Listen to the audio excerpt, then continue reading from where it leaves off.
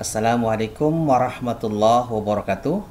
Alhamdulillah, inna hamdalillahi wa la hawla wa la quwwata illa billah.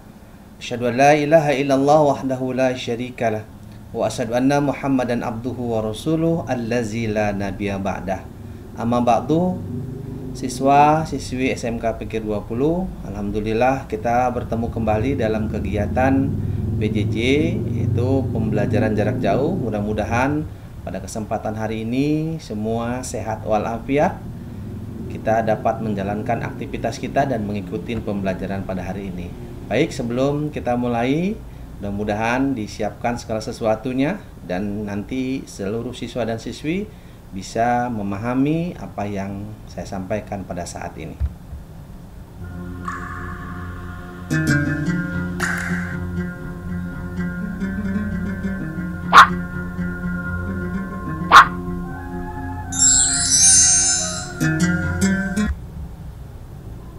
Bismillahirrahmanirrahim.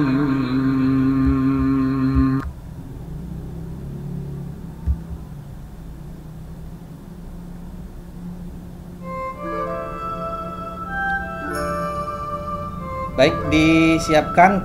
Insya Allah pada hari ini saya akan menyampaikan materi iman kepada qada dan qadar. Sebelum kita masuk kepada pembahasan, saya sampaikan yang pertama yaitu kompetensi dasar. Yang pertama, memahami makna iman kepada qada dan qadar, berperilaku yang mencerminkan kesadaran beriman kepada qada dan qadar. Tujuan pembelajaran diharapkan setelah kita sama-sama menggali, memahami, mempelajari. Yang pertama, kita bisa memahami makna iman kepada qada dan qadar.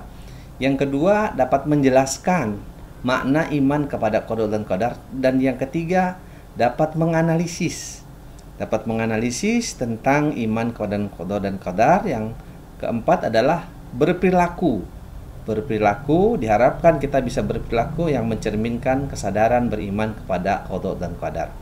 Baik, kita masuk kepada pembahasan materi iman pada qada dan qadar. Siswa dan siswi SMK PG 20, dalil yang menjelaskan, yang menerangkan tentang iman kepada qada dan qadar itu ada dalil nakli dan dalil akli. Saya sampaikan dalil nakli ini adalah dalil yang bersumber dari Al-Quran dan Al-Hadis. Jadi kalamullah dan sunnah Rasulullah SAW. Sedangkan dalil akli adalah kemampuan atau pendapat atau pola pikir manusia tentang memahami segala sesuatu yang dikeluarkan untuk memberikan alasan atau resume dari hasil atau pengertian terhadap sesuatu definisi. Dalil nakli yang terdapat dalam Al-Quran dan Hadis yang mendukung tentang iman kepada qada dan qadar, saya sampaikan yang pertama yaitu dalam Al-Quranul Karim. Allah berfirman dalam surat At-Taubah ayat 51, A'udzubillahi minasyaitonirrajim. Bismillahirrahmanirrahim. Kullan yusibana illa ma kataballahu lana huwa maulana wa 'alallahi falyatawakkalul mu'minin. Ini dalil yang pertama yang menjelaskan tentang iman kepada qada dan qadar. Artinya, katakan kata Allah, sekali-kali tidak akan menimpa kami melainkan apa yang telah ditetapkan oleh Allah untuk kami. Dan dialah pelindung kami, dan hanya kepada Allah orang-orang yang beriman harus bertawakal. Nah, penjelasan ini dalam surat At-Taubah, kalamullah, dijelaskan bahwasannya kita diingatkan kembali oleh Allah Subhanahu wa Ta'ala bahwa semua yang terjadi kepada manusia dan makhluk yang ada di permukaan bumi ini adalah ketetapan Allah untuk semua makhluk. Dan kita harus berlindung kepada Allah, dan orang-orang yang beriman ini berserah diri kepada Allah setelah dia berikhtiar.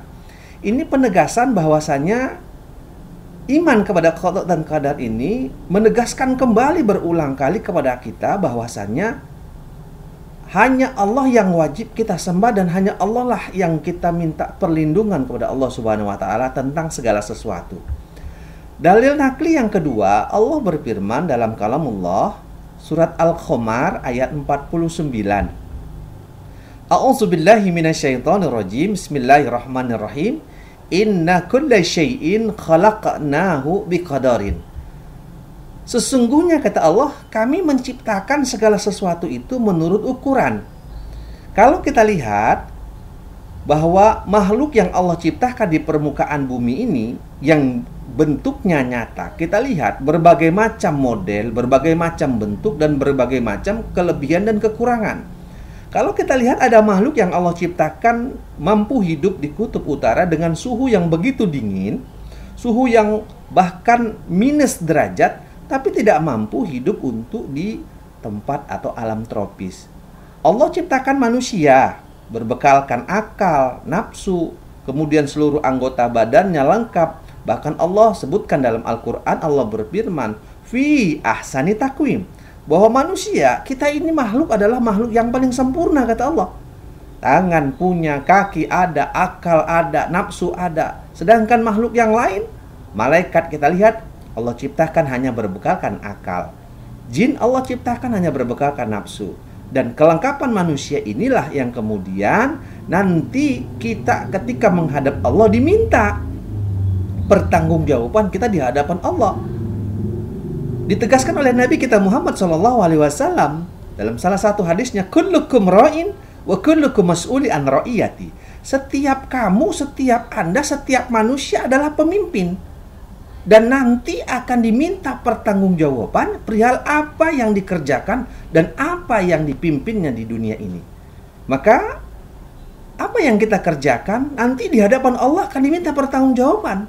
Boleh jadi orang tidak lihat, boleh jadi orang tua kita tidak mengetahui, atau teman kita atau tetangga kita, tapi Allah mengetahui segala sesuatu yang kita kerjakan. Maka dari itu, inilah penegasan untuk kita ketika kita beriman kepada qada dan qadar, menegaskan kepada kita bahwasannya semua yang Allah ciptakan masing-masing memiliki ukuran, memiliki kebisaan, memiliki kelebihan, dan memiliki kekurangan setiap makhluk yang Allah ciptakan.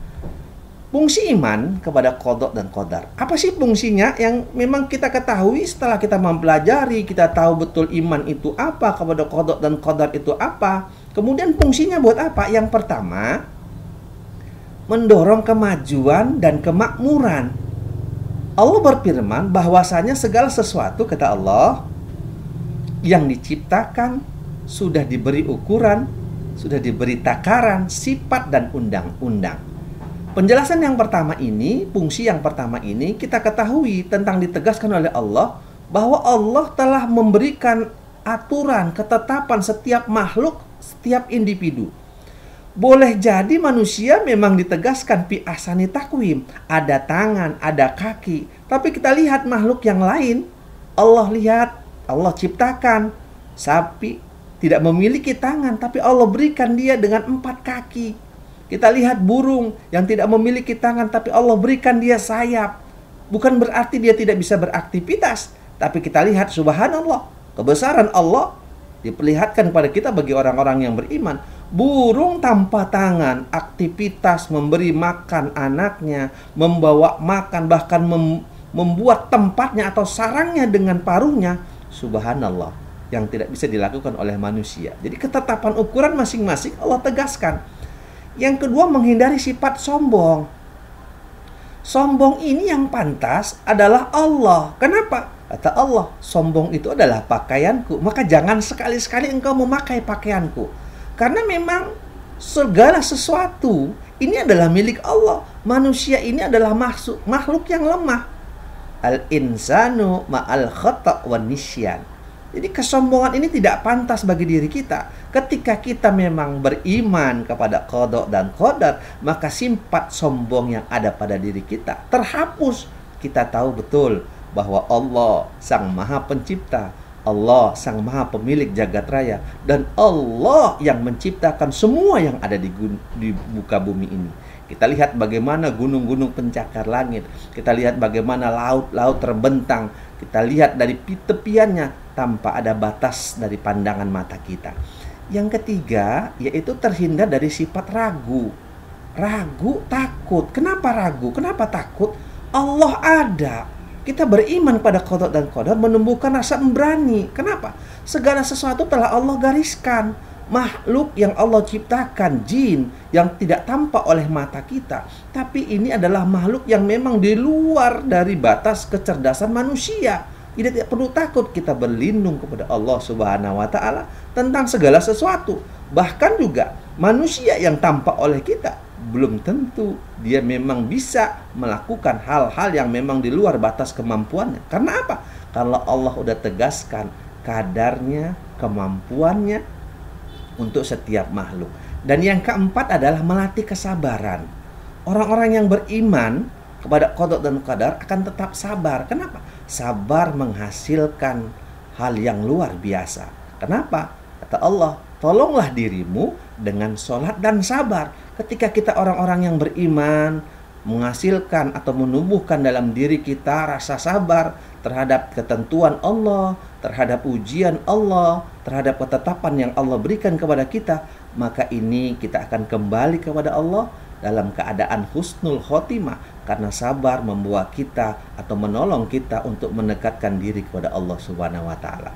Nah, inilah fungsi iman kepada qada dan qadar, dan mudah-mudahan kita memahami setelah mempelajari ini, setelah disampaikan ini, kita tahu betul bahwa ketetapan Allah kepada setiap makhluk per individu, makhluk yang ada di dunia ini, kita yakin betul Allah yang menetapkan tentang segala sesuatu. Kalau Allah berkehendak, innama amruhu ija arada syai'an ayyakuna lahu kun fayakun. Tidak ada yang bisa mengehendaki. Kalau kata Allah jadi, maka terjadilah. Maka berlindunglah kepada Allah Subhanahu wa Ta'ala.